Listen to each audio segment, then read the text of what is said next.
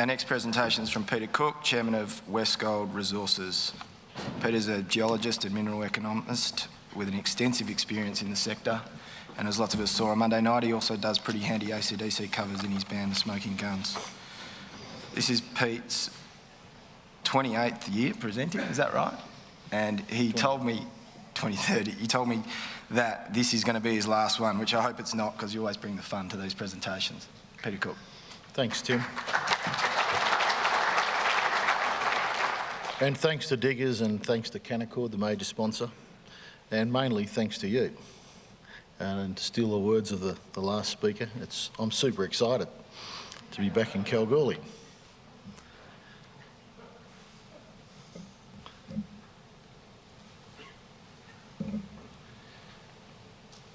Right, let's get that out of the road. The super pit, what a spectacle. How exciting it is to be here in Kalgoorlie, with this now in Australian hands again. And two of the young blokes from WASM taking hold of it. It's just fantastic. Those who have travelled around the goldfields will know that most pits look like this. They're pretty small. But the super pit is massive. It's possibly the 8th wonder of the world. You can see it from the moon. In any other country, in any other place, in any other time, they'd be looking at this as one of the real wonders of the world. Yet our government bonds it and it makes it get permits and all these sorts of things. And it's built this city and it'll build it for many more years. Just to put that in perspective and scale, there's that typical pit on the super pit. So if you haven't been up there, go up and have a look. I went up there just the other day, landed in Kalgoorlie, as excited as I am. They said, welcome to the super pits. I said, oh, great. So me and Roddy Core, my IR guy, jumped in the car and went down and had a look. So I was standing there on the edge of the pit. I could hear this noise. I said to Rod, where's all that cheering coming from? And he said, it's over there somewhere, mate. So I went and had a look. What's that? Put my binoculars out. And there they were. The King and Queen of Kalgoorlie in Starrison Palace.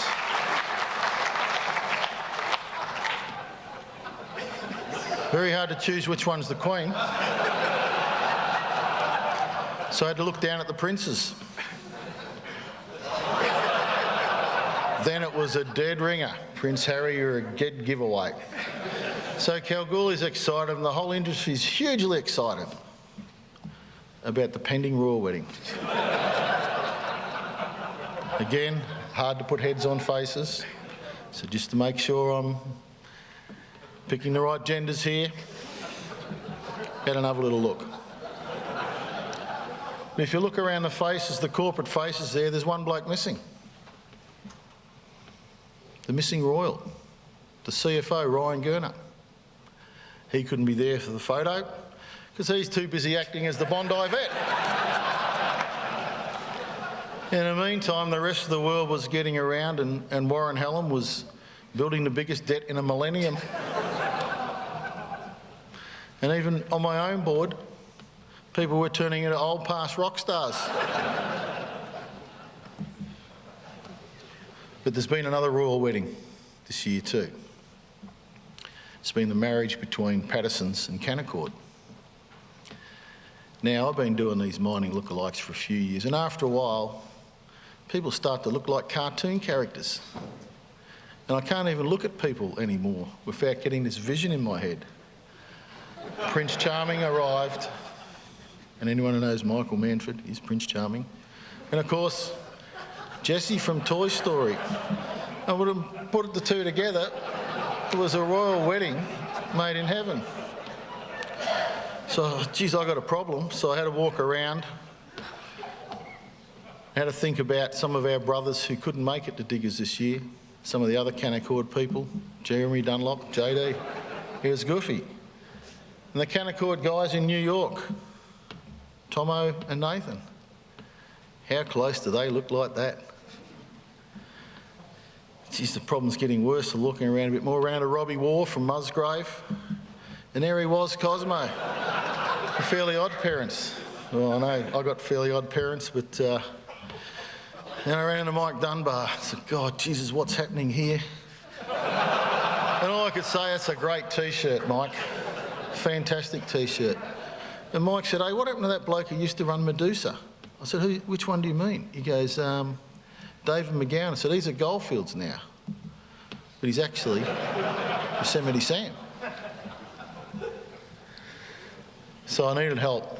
And who do I turn to? The greatest underground driller you'd ever seen in your life, Jeff Muir. I said, Jeff, I've got a problem. Everyone's turning into a cartoon character. And he said, yeah, I know. You better go and get something done about it. So I walked off and I ran into Carl. And that was the end. So anyway, they reckon you should talk about your company at Diggers and Dealers, but, you know, for many years now, I think, you know, from the early days and every Diggers and Dealers I've been to, you need to lighten it up a bit. Congratulations to you audience here, online, for listening to 55 presentations that are all the same, all about tons and grade and our company and all this other sort of stuff. I got one of those too. I'll tell you a little bit about WestGold. So WestGold's changed a bit in the last few years. It's completely focused on the Central Murchison area. It's been through a corporate restructuring this year. It's focused on its core business assets only and its balance sheet for the long term. It's debt-free, it's self-reliant. And that means we do everything ourselves. And it's focused on longevity. There's all the corporate capital structures there. There's all that fancy stuff that all the others have got. There's one thing I want to point out on this slide, executive management. Deborah Fullerton, welcome this year as our new CEO. The only ASX 200 company with a female CEO. And hopefully next year she'll be up here doing this. Balance sheet, really solid. Cash, no debt. In fact, $145 million of cash to date. Balance sheet, very strong. 7 underground mines developed with just under $300 million of mine properties and development costs. Plant and equipment carried at a fraction of what its peers would carry. This massive amounts, even exploration and evaluation expenditure at under $80 million, equivalent to about $7.50 an ounce. Steve can only find it for 13. And the bottom line, really good as well. So, and in the non-current assets, really well set up for a long future. This year, all the numbers pointing in the right direction. $175 million of capital invested last year. $550 million invested in the Central Murchison in the last 4 years. Even repaid back the debt, a small gold prepay loan last year. And the shareholders even got, according to our auditors, a dividend by the way of the demerger of Castile Resources from the company. In fact, this morning, those shareholders got a second dividend where where Castile announced its maiden exploration results for a whopping 30.4 metres at 35.6 gram intercept, and more importantly, 28 metres of true width from about 550 metres at its Rover 1 project. Got to disclose my interest there. I am a major shareholder, but it will be one of the most exciting exploration plays. If you've never heard of it, CST. Oi! So a little bit about what we've done in the Murchison. This isn't just a small mine or a regenerated old mine. It's an aggregation of a whole province. 22.9 million ounces of historic production and existing resource. 355 mining tenements aggregated. 1,566 square kilometres. Essentially consolidating 21 of the 24 pieces of the jigsaw in the whole Central Murchison area. Lots of past production in here and lots of future. We operate 3 process plants here. 5 years ago or 4 years ago, these were all closed. Today we operate 3 process plants, and they're all full for the next 10 years. Fortnum, a 65 to 75,000 ounce producer. Meekatharra, and Meekatharra lives on, 105 to 120. And in the Q area, our latest one, the Q operations, about 105 to 110 in the long term, and really focused on the last of our big steps, which is the development of a sub-level cave mine at Big Bell. So our growth in the Murchison's pretty easy to see. You can see those 3 projects building on progressively over time. 4 years, 7 underground mines, 10 open pits, 3 process plants, 4 villages, 800 beds. It's a big task. And being a renovator is a thankless business in the gold sector when the gold price is running. You're always being measured against someone who's at steady state, but I'm pleased that WestGold's now past that hurdle and it's moving in the phase of steady state production. So again, for those who think that old mines die, let me tell you they don't. They just get deeper.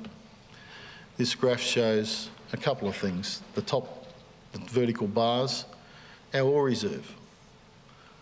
The cumulative one, nearly 1 million ounces of gold produced, but the ore reserve hasn't changed because only 28% of the resource space, which is 8.8 million ounces, sits in reserves. And each year for the last 5, we've sustained the replacement of our depletion. And those people who send me hate mail about hedging, 7.5% of our reserves are hedged. Our long-term exposure to higher gold prices is substantial. And even in the last few years, we've increased our hedge book, the value of our hedge book, which is small, from about $1,700 an ounce to nearly $2,100 an ounce. Isn't it great to be a gold miner? The margins are exploding. Last year, the average price we achieved was $20,088 an ounce. This year, we expect to achieve $24.50 an ounce. Our all-in sustaining margin has essentially doubled or nearly trebled over the last 2 years, now approaching $1,000 an ounce. So that's giddy up time and happy days.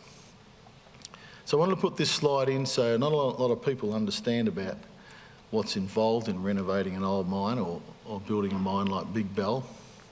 Big Bell is a mine that's already produced 2.6 million ounces of gold. In terms of single gold mines in Australia, you can count them on your fingers and your toes. So the black bars in here, or the MP&D number, is the capital cost required to develop 6 mines. The capital cost just to develop Big Bell is in yellow. So it's as much as all of the others.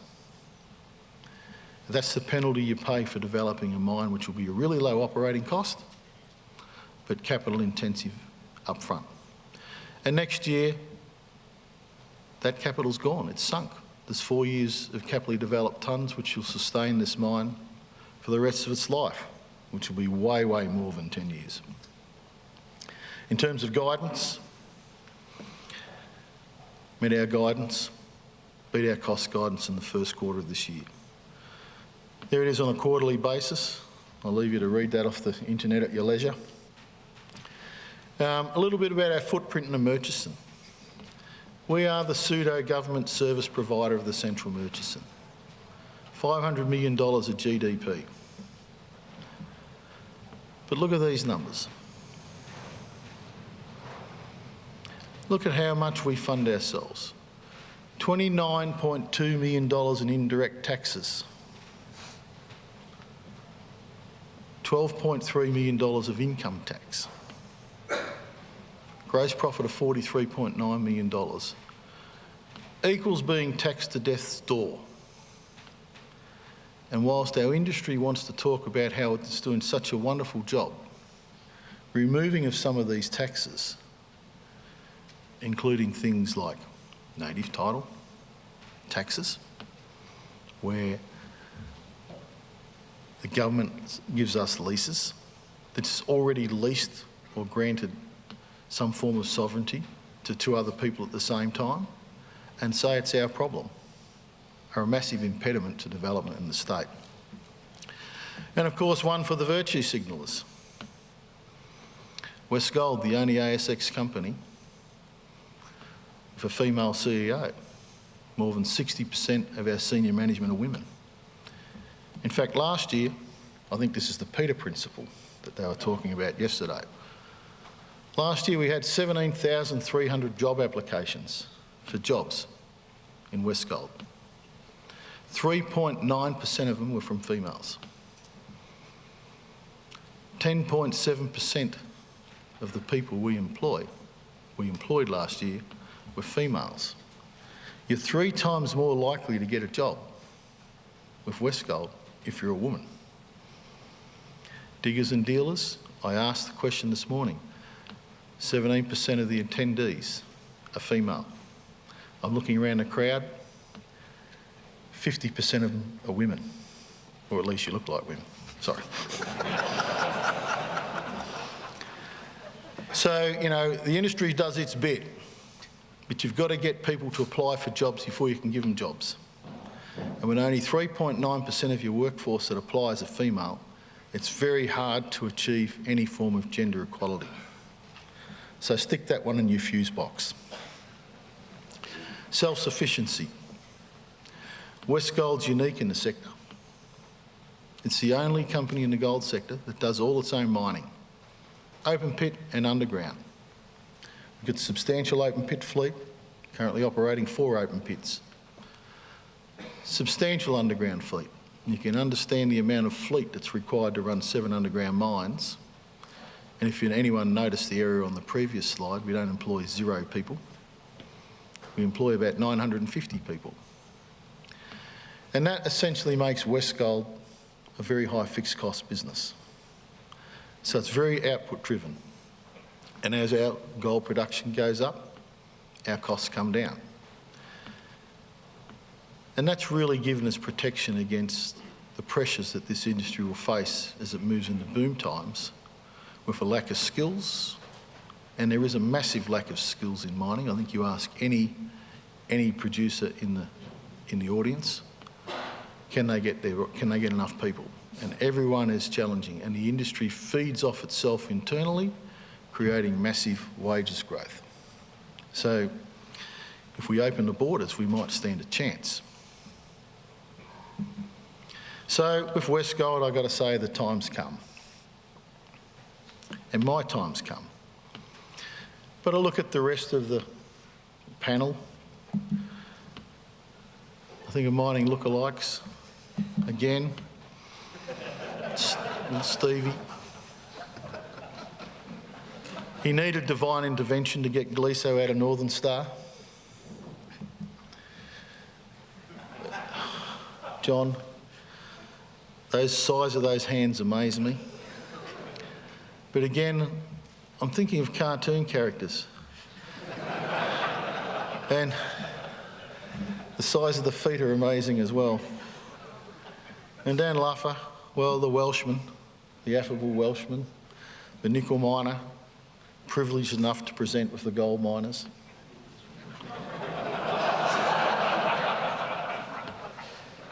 Hey, True Blue, there you are. Can you imagine a Welshman singing Waltzing Matilda at the Welsh rugby game? And of course, our chairman, who I've known since he started as an analyst in the industry. Well, they say that after a while, people start to look like their pets.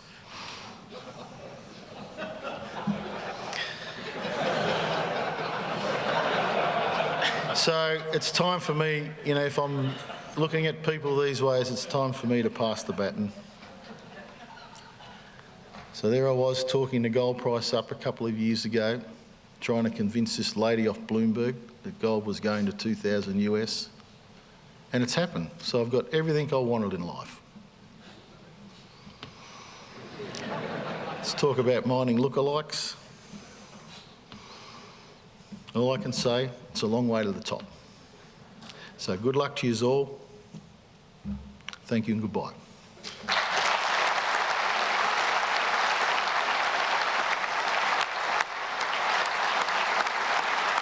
I don't think we do questions.